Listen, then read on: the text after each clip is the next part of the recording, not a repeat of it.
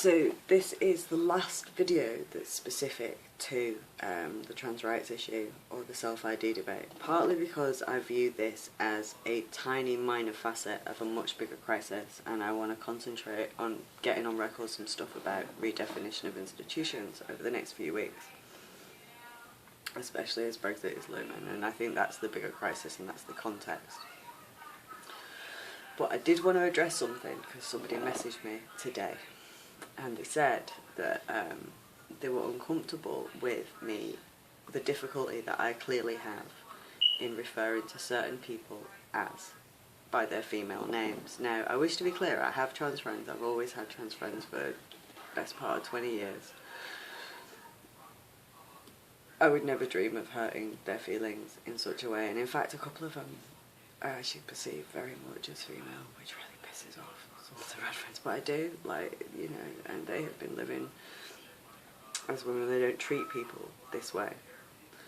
But I am someone whose entire life has been shaped by having to understand behaviour patterns that seek to coerce and abuse and harm women and children, not just through being a social worker, not just through academic study, but actually because my perspective is very much shaped by having to manage and deal with and protect myself from people who demonstrate very set patterns of behaviour, people who cannot perceive people's consent as important, people who cannot see beyond their own identity, and people who really cause a great deal of pain, suffering and damage.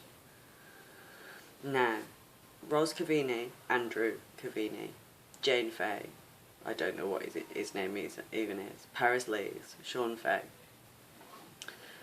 they have lost all right to have me even pretend. Now, when you are using a female identity to perform abusive masculinity, to subordinate women, to demonstrate intent to harm women, to stalk women, to spy on women, to try and limit women, to try and roll back women's rights. You know, Jane Fay is twice my size and spends his entire written output is rape apologism. Or when someone's twice my size and they spend their entire life thinking about how my consent can legally be overridden, I'm going to interpret that as risk.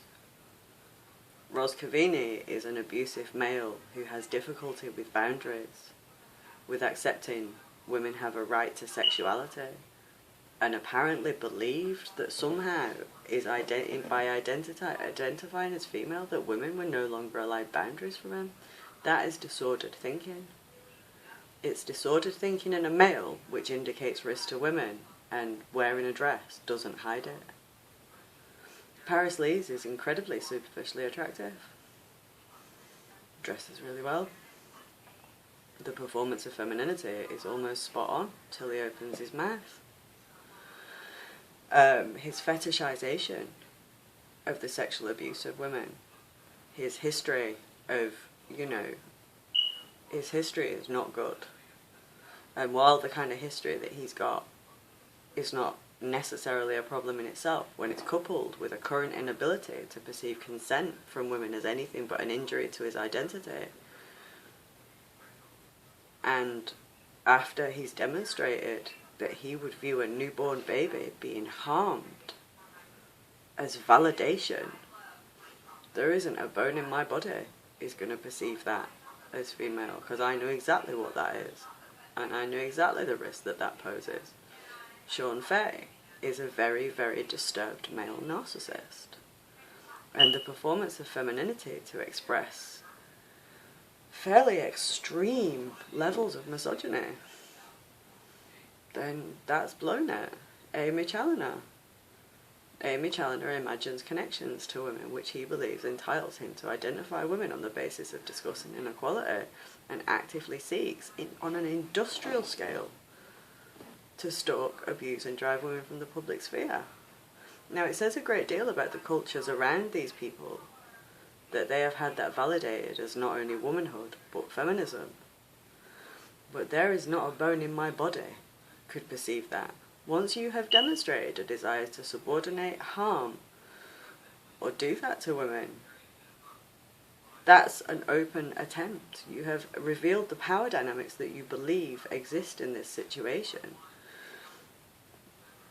and you have blown any chance You know, my background is such that I cannot perceive somebody who is demonstrating those traits as a woman, but B, I cannot be forced to say things that are not true, to pretend my perception is not what it is, to appease that. And if they want to be perceived as women, I would get the disturbing expressions of abusive misogyny in check.